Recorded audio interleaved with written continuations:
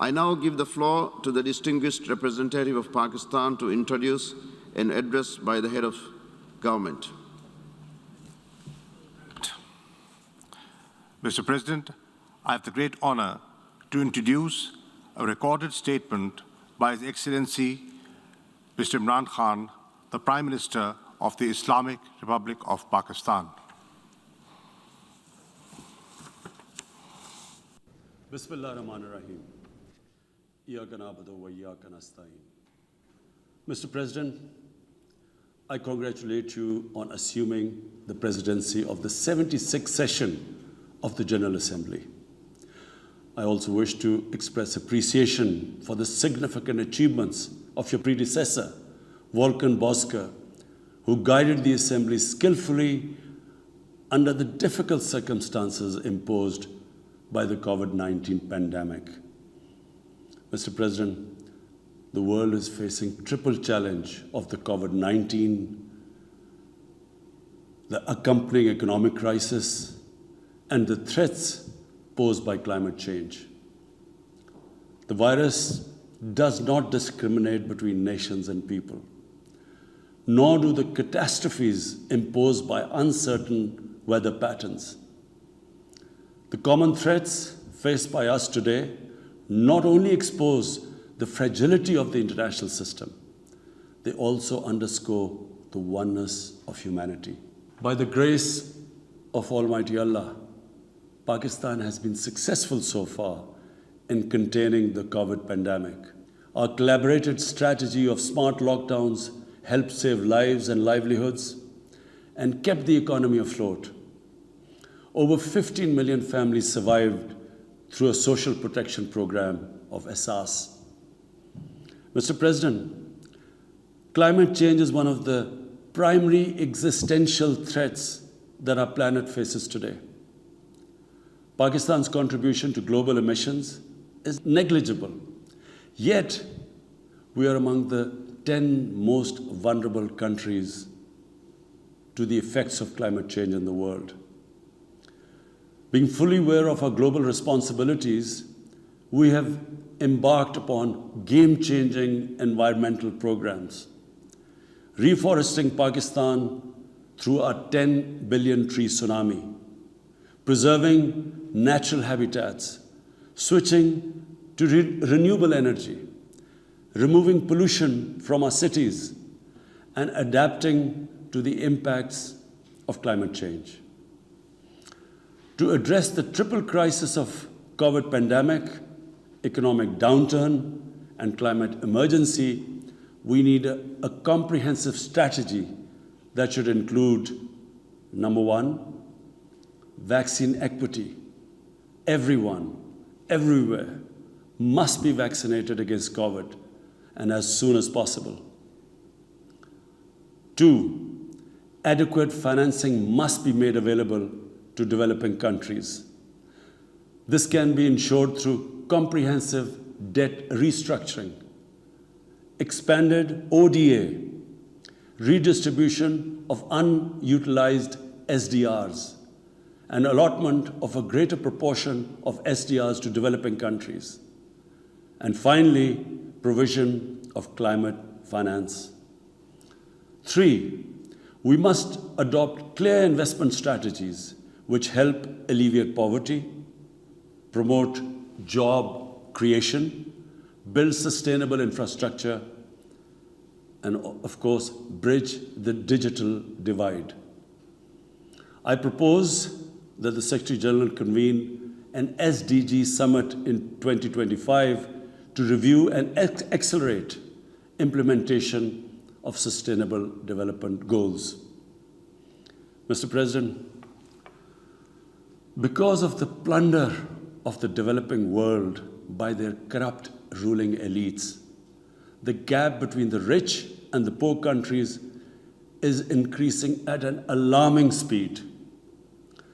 Through this platform, I've been drawing the world's attention towards the scourge of illicit financial flows from developing countries.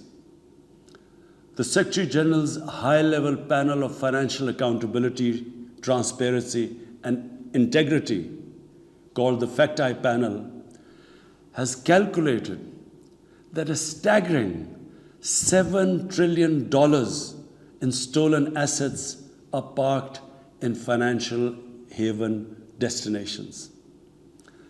This organized theft and illegal transfer of assets has profound consequences for the developing nations. It depletes their already meager resources, accentuates the levels of poverty, especially when laundered money puts pressure on the currency and leads to its devaluation. At the current rate, when the FACTI panel estimates that $1 trillion every year is taken out of the developing world, there will be a mass exodus of economic migrants towards the richer nations. What the East India Company did to India, the crooked ruling elites are doing to the developing world, plundering the wealth and transferring it to Western capitals and offshore tax havens. And Mr. President, retrieving the stolen assets from the developed countries is impossible for poor nations. The rich countries have no incentives or compulsion to return this ill-gotten wealth. And this ill-gotten wealth belongs, remember, to the masses of the developing world. I foresee in the not-too-distant future, a time will come when the rich countries will be forced to build walls to keep out economic migrants from these poor countries. I fear a few wealthy islands in the sea of poverty will also turn into a global calamity like climate change.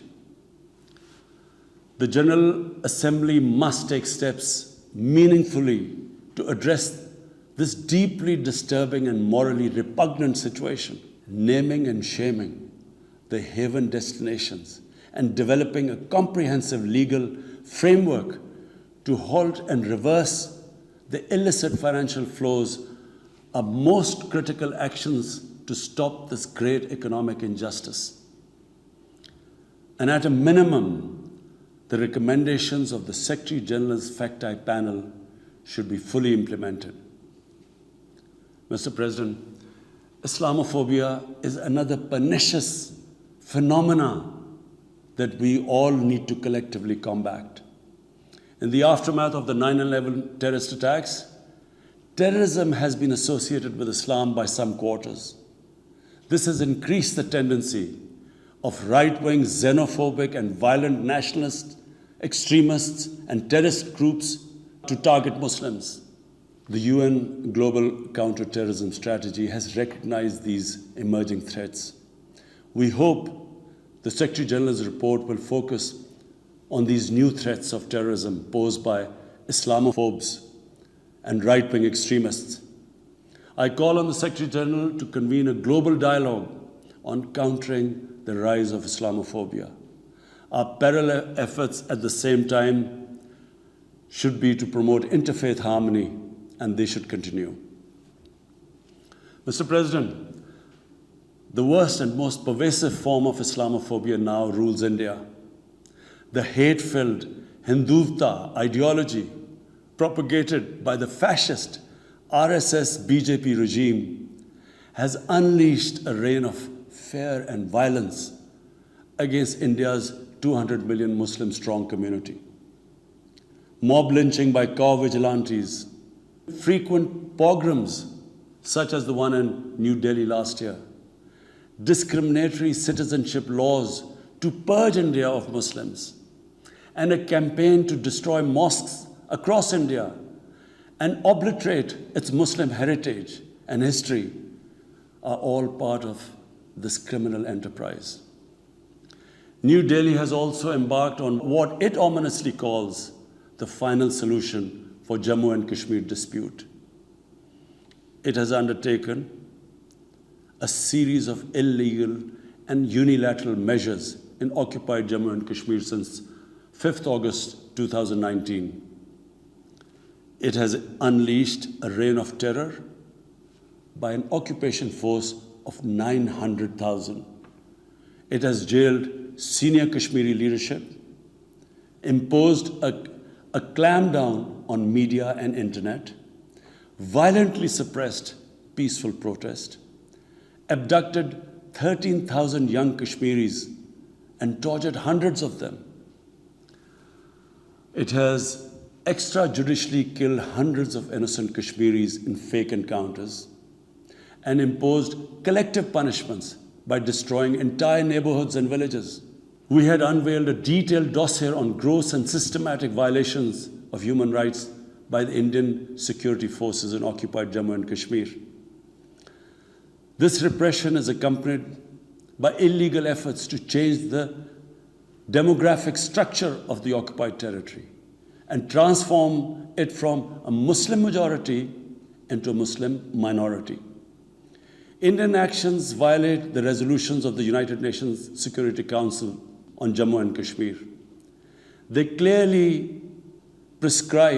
resolutions clearly prescribe that the final disposition of the disputed territory should be decided by its people through a free and impartial plebiscite held under the UN auspices.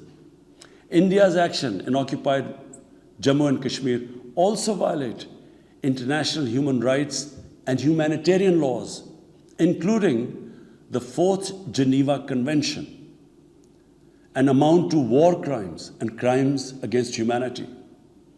It is unfortunate, very unfortunate, that the world's approach to violations of human rights lack even-handedness and even are selective. Geopolitical considerations or corporate interests, commercial interests, often compel major powers to overlook the transgressions of their affiliated countries. Such double standards, and the most glaring in case of India, where this RSS-BJP regime is being allowed to get away with human rights abuses with complete immunity. The most recent example of Indian barbarity was the forcible snatching of the mortal remains of the great Kashmiri leader, Sayyid Ali Shah Gilani, from his family, denying him a proper Islamic funeral and burial in accordance with his wishes and the Muslim tradition. Devoid of any legal or moral sanction, this action has been against the basic norms of human decency. I call on this General Assembly to demand that Sayyid Gilani's mortal remains be allowed to be buried in the cemetery of martyrs with the appropriate Islamic rites. Mr. President, Pakistan desires peace with India as with all its neighbors. But sustainable peace in South Asia is contingent upon resolution of the Jammu and Kashmir dispute in accordance with the relevant United Nations Security Council resolutions and the wishes of the Kashmiri people. Last February, we reaffirmed the 2003 ceasefire understanding along the line of control. The hope was that it would lead to a rethink of the strategy in Delhi. Sadly, the BJP government has intensified repression in Kashmir and continues to vitiate the environment by these barbaric acts. The onus remains on India to create a conducive environment for meaningful and result-oriented engagement with Pakistan. And for that, it must do, number one, reverse its unilateral and illegal measures instituted since 5th August 2019. Secondly, stop its oppression and human rights violations against the people of Kashmir. And three, halt and reverse the demographic changes in the occupied territory. It is also essential to prevent another conflict between Pakistan and India. India's military buildup, development of advanced nuclear weapons, and acquisition of destabilizing conventional capabilities can erode mutual deterrence between the two countries. And now, Mr. President, I want to talk about Afghanistan. the current situation in Afghanistan, for some reason, Pakistan has been blamed for the turn of events by politicians in the United States and some politicians in Europe. From this platform, I want them all to know the country that suffered the most, apart from Afghanistan, was Pakistan when we joined the US war on terror after 9/11. 80,000 Pakistanis died. $150 billion was lost to our economy. There were 3.5 million internally displaced Pakistanis. And why did this happen? In the 80s, Pakistan was a frontline state in fighting against the occupation of Afghanistan. Pakistan and the United States trained mujahideen groups to fight for the liberation of Afghanistan. Amongst those mujahideen groups were Al-Qaeda, were various groups from all over the world. There were mujahideen, Afghan mujahideen. These were considered heroes. President Ronald Reagan invited them to White House in 1983. And according to news items, he compared them to the founding fathers of the United States. They were heroes. Come 1989, the Soviets leave. So do the Americans, abandon Afghanistan. Pakistan was left with 5 million Afghan refugees.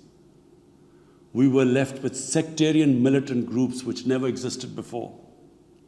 But the worst cut of it was that a year later, Pakistan was sanctioned by the US. We felt used. Fast forward 9/11, Pakistan is needed again by the US because now their US-led coalition is now invading Afghanistan, and it could not happen without Pakistan providing all the logistical support. What happened after that? The same mujahideen that we had trained that fighting foreign occupation was a sacred duty, a holy war or jihad, they turned against us. We were called collaborators. They declared jihad on us.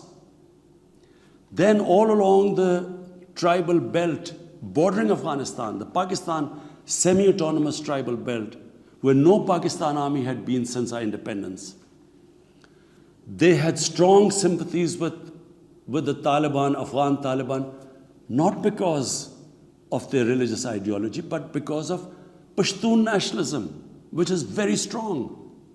Then there were 3 million Afghan refugees still in Pakistan, all Pashtuns, living in camps, 500,000, the biggest camp, 100,000 camps.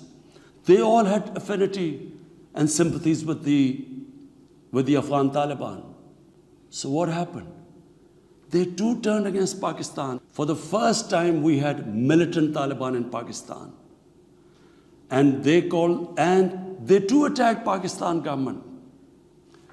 When our army went in the tribal areas for the first time in our history, whenever an army goes into civilian areas, there's collateral damage.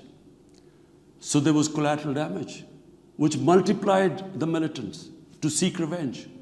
But not just that. The world must know that in Pakistan, there were 480 drone attacks conducted by the US. 480 drone attacks. And we all know that drone attacks are not that precise. They cause more collateral damage than the militants they are targeting. So, who did the people whose relatives were being killed? Who did they seek revenge? Against Pakistan. Between 2004 and 2014, there were 50 different militant groups attacking the state of Pakistan. At one point, people like us were worried that will we survive this? There were bombs going all over Pakistan. Our capital was like a fortress. Had it not been for one of the most disciplined army in the world and one of the best intelligence agencies in the world, I think Pakistan would have gone down. So when we hear this at the end, there's a lot of worry about in the US about taking care of the people who helped them, the interpreters and everyone who helped the US. What about us? The only reason we suffered so much was because we became an ally of the US, of the coalition in the war against Afghanistan, where there were attacks being conducted from Afghan soil into Pakistan. At least there should have been a word of appreciation. But rather than appreciation, imagine how we feel when we are blamed for the turn of events in Afghanistan. After 2006, it became apparent to everyone who understood Afghanistan's history that there would be no military solution in Afghanistan. I went to the US, I spoke to think tanks, I met at the time Senator Biden, Senator John Kerry, Senator Harry Reid. I tried to explain to them that there would not be any military solution and political settlement was the way to go forward. No one understood then. And unfortunately, in trying to force a military solution is where US went wrong. And if today,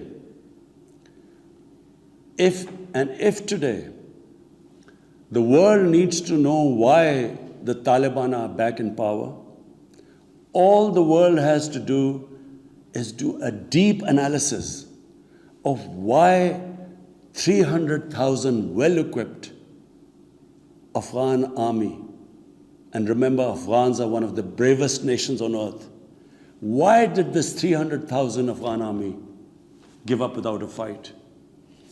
The moment a deep analysis of this is done, the world would know why the Taliban are back in power, and it's not because of Pakistan. So, Mr. President, right now, the whole world community should think, what is the way ahead? There are two paths we can take. If we neglect Afghanistan right now, according to the UN, half the people of Afghanistan are already vulnerable. And by next year, almost 90% of people in Afghanistan will go below the poverty line. There's a huge humanitarian crisis looming ahead. And this will have serious repercussions, not just for the neighbors of Afghanistan, but it will have repercussions everywhere if a destabilized, a chaotic Afghanistan again becomes a safe haven for international terrorists. The reason why the US came to Afghanistan in the first place. So therefore, there is only one way to go. We must strengthen this current government, stabilize it, for the sake of the people of Afghanistan. What have the Taliban promised? They will respect human rights. They will have an inclusive government. They will not allow this soil to be used by terrorists. And they have given amnesty. Now, if the world community incentivizes them, encourages them to walk this talk, it will be a win-win situation for everyone. Because these are the four things that in Doha, when the US was talking to the Taliban, these were the conditions the dialogue was all about. So if the world can incentivize them to go this direction, then after all, this 20-year of presence, of coalition presence in Afghanistan would not be wasted, because Afghan soil would not be used for international terrorism. So I end my talk, Mr. President, by urging everyone that this is a critical time for Afghanistan. You cannot waste time. Help is needed there. Humanitarian assistance has to be given there immediately. And the Secretary General of the United Nations has taken bold steps I urge you to mobilize the international community and move in this direction. Thank you.